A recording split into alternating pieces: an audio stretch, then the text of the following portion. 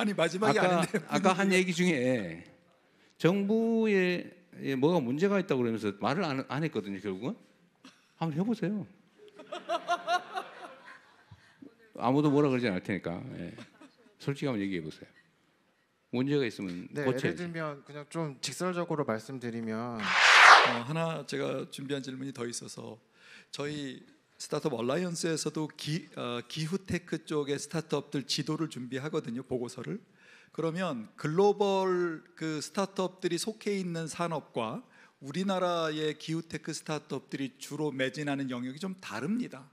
그 다른 이유를 혹시 아십니까? 우리가 무슨 규제나 기술의 문제가 있나요? 네, 상당히 조심스럽긴 한데요. 네, 일단 기후테크라는 영역은 정부의 역할이 굉장히 중요한 영역인데 똑같은 아이템이라도 어떤 국가에서는 유니콘이 나오는 아이템이지만 어떤 국가에서는 심지어는 형사처벌 받을 수 있는 아이템도 있습니다. 그래서 그렇게 정부의 역할이 중요한데 한국의 상황을 제가 살펴볼 때에는 약간 모순적인 구조도 존재합니다. 예를 들면 한 분야에 와해적인 혁신을 일으킬 수 있는 서비스, 기술을 그 분야의 전문가들이 판단하고 평가를 해서 이 서비스를 허용해 줄 건지 말 것인지 결정하도록 하는 그런 구조가 여러 분야에 걸쳐져 있거든요. 그래서 저는 이 모순을 해결을 해야만 굉장히 큰 유니콘 기업들이 나올 수 있는 시장이 생긴다 생각하고 그런 시장들이 생긴다는 생각을 해야 민간에서도 그리고 또 창업가들이 도전을 할 것이고 그런 일들이 있을 것이다 생각을 합니다.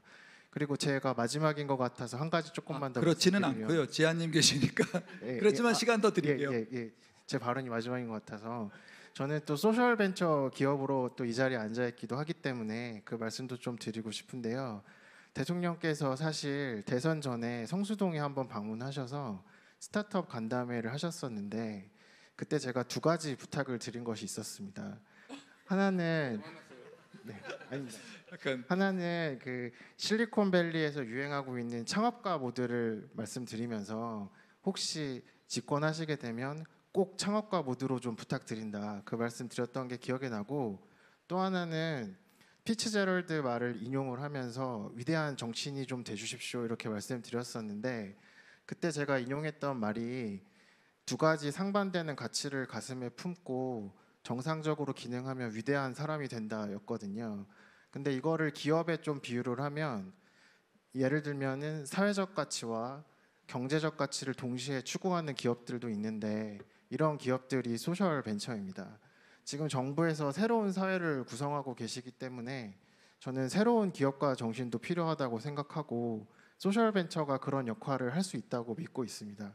그렇기 때문에 중소벤처기업부에서 잘 해주고 계시지만 조금만 더 소셜벤처 육성에 나서 주시면 좋을 것 같고 구체적으로는 팁스 프로그램에 ESG 트랙을 추가시켜 주신다거나 사회문제 해결형 R&D 과제를 만들어 주신다거나 사회적 경제 그리고 소셜벤처를 대상으로 하는 세컨더리 M&A 펀드를 만들어 주신다거나 아니면 벤처기업 투자처럼 임팩트 투자에 세액공제 제도를 만들어 주시고 임팩트 투자 펀드 규모를 늘려주신다거나 그런 것들이 매우 효과적으로 동작할 것 같습니다. 죄송합니다. 감사합니다.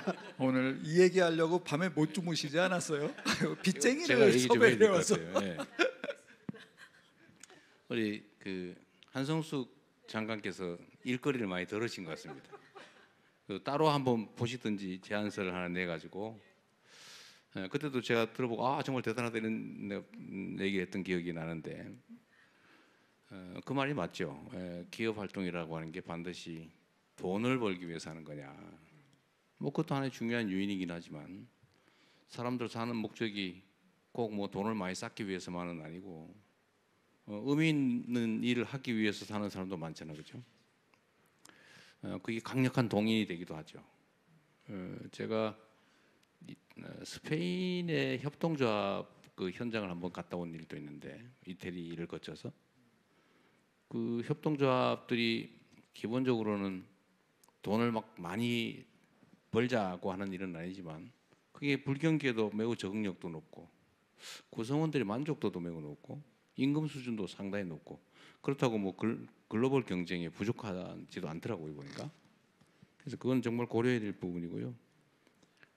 뭐 ESG 트랙을 만들거나 이런 부분은 정말 고려해야 될 것 같습니다.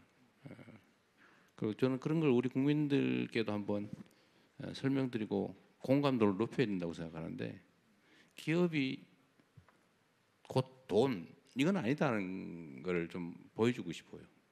그리고 요즘은 소비 트렌드도 많이 바뀌잖아요. 꼭 품질이나 서비스의 질만 얘기하는 건 아니고 그 기업이 대체 어떤 일을 하나, 그 상품과 서비스를 생산하는 기업 경영주가 어떤 생각을 하고 사나, 이런 게 크게 영향을 미치잖아요. 그래서 그런 것들도 많이 존중되면 좋겠습니다. 위대한 정신이 되려고 노력을 한다고 위대한 정신이 되는 것 같지는 않고 최선을 다해야 될 것 같고요. 창업가적 마인드를 가져야 된다는 점은 저도 뭐 전적으로 공감합니다. 그런 문제가 있더라고요. 요즘 이제 그런 얘기들 많이 하는데 제가 약간 옆으로 서서 미안합니다만 이 정치인들은 원래 말이 많아요. 전쟁을 결정하는 것은 어른들이고 전쟁터에서 죽어가는 것은 청년들이다. 이런 얘기 많이 있잖아요. 그러니까 한 사회 공동체의 주요 의사결정을 대개는 어떤 기득의 자리, 성공한 사람들이 다 하는 경향이 있죠.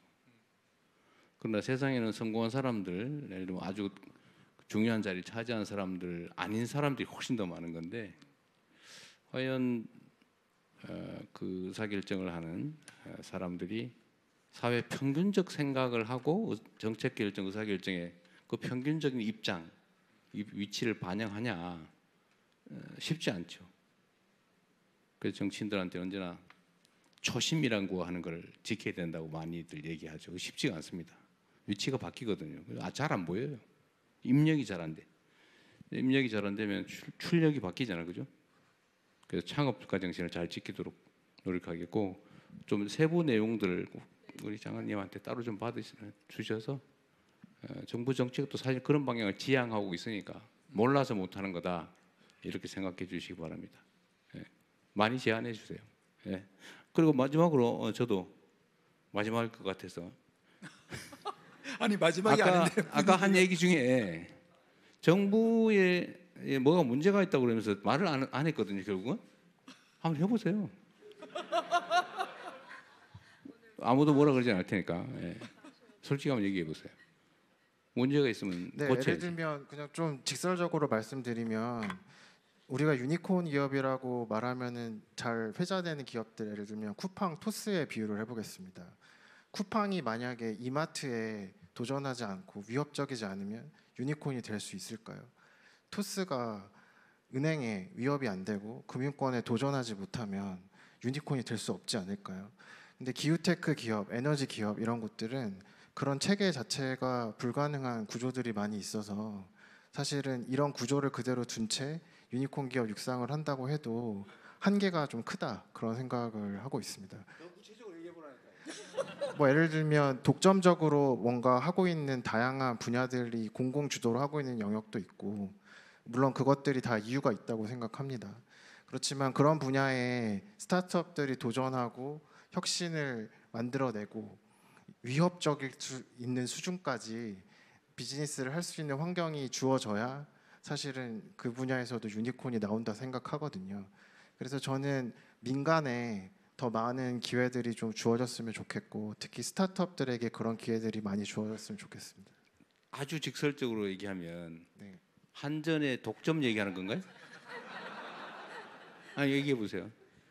네, 뭐 한국전력이나 아니면은 우리나라 이제 기후테크 관련된 많은 산업 분야들이 공공 주도로 이루어지고 있기 때문에 좀 그런 부분에 있어서 아무래도 스타트업들은 장벽을 느낄 때가 있어서 그런 것들을 제가 아까 표현하기를, 그 분야의 와해적인 혁신을 만들어낼 수 있는 기술이나 서비스를 그 분야 전문가들이 가부를 결정하는 구조에서 과연 유니콘이 나올 수 있겠는가, 그 말씀을 네. 드린 것입니다. 전력 판매 독점 이런 규제를 말하는 거죠, 그러니까. 예를 들면 그런 것이 있겠습니다. 왜 구체적으로 얘기를 하니까? 알겠습니다. 네.